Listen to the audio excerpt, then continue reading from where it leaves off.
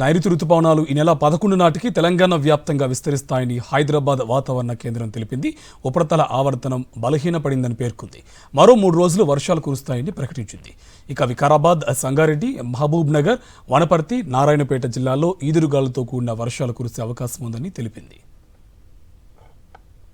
హైదరాబాద్లోనూ తేలికపాటి నుంచి ఓ మోస్తారు వర్షాలు కురుస్తాయంటున్న వాతావరణ కేంద్ర అధికారి శ్రావణితో మా correspondent Kalpana face to face. ఈరోజు ఉదయం నుంచి కూడా ఆకాశం మేఘావృతంగా ఉంది. దాంతోపాటు కూల్ వెదర్ అనేది మనకు కనిపిస్తూ ఉంది. అక్కడక్కడ మనకు డ్రిజిలింగ్ కూడా ఉంది. సో ఇదే వెదర్ ఇంకెన్ని రోజులు ఉండబోతా ఉంది. ఇటు హైదరాబాద్తో పాటు రాష్ట్రంకి ఎట్లాంటి వర్ష సూచన ఉందో తెలుసుకుందాం. మనతో పాటు వాతావరణ శాఖ సీనియర్ అధికారి శ్రావణి మేము ఉన్నారు, వారితో మాట్లాడదాం. చెప్పండి మేము, ప్రస్తుతం వెదర్కి సంబంధించిన అప్డేట్స్ ఏ విధంగా ఉన్నాయి? దాంతోపాటు బలహీనపడిన ఉపరితల ఆవర్తనం వల్ల ఎట్లాంటి వర్షాలు ఉన్నాయి? ఇప్పటి వరకు ఉన్న మనకి కోస్తా ఆంధ్ర మీద కానీ రాయలసీమ మీదుగా ఉన్న ఉపరితల ఆవర్తనం పూర్తిగా బలహీనపడింది.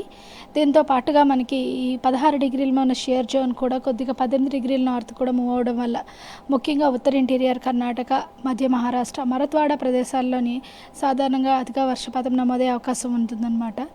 అలాగే ఋతుపవనాలు కూడా దాదాపుగా నిజామాబాద్ పరిసర ప్రాంతాల వరకు చేరుకోవడం వల్ల మనకు రాష్ట్రంలోని ఈ 2 రోజులు కూడా అంటే ఈ 3 రోజులు చూసుకున్నట్లయితే సాధారణ వర్షపాతం ముఖ్యంగా దక్షిణ తెలంగాణ జిల్లాలో నమోదవుతూ ఉత్తర తెలంగాణ జిల్లాలో జల్లుల నుంచి కురిసే అవకాశం అయితే ఉంది. Okay ma'am. సో ఈ ఋతుపవనాలకు సంబంధించి ఇప్పటికే నిజామాబాద్ వరకు చేరుకున్నాయన్నారు, చురుగ్గా కూడా కదులుతూ ఉన్నాయని చెప్తా ఉన్నారు. సో ఎప్పటి వరకు తెలంగాణ అంతటా వ్యాపించే అవకాశం ఉంది? దాంతోపాటు భారీ వర్షాలు కురిసే అవకాశం ఏమైనా ఉందా?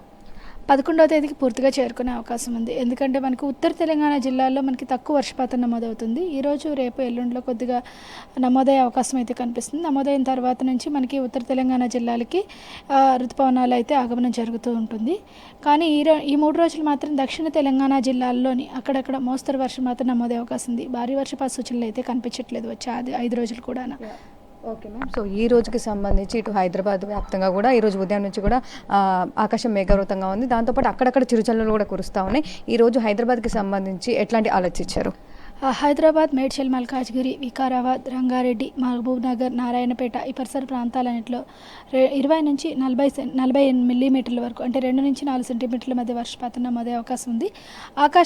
సాయంత్రం కూడా ఆకాశం మేఘావృతమైన వాతావరణం ఉంటూనే భారీ వర్షపాత సూచనలు ఏమీ కనిపించట్లేదు, కానీ కొంచెంగా ఇంటెన్స్ జల్లులు కురిసే అవకాశం అయితే కనిపిస్తుంది, ముఖ్యంగా హైదరాబాద్ జీహెచ్ఎంసీ పరిధిలో చూసుకుంటే.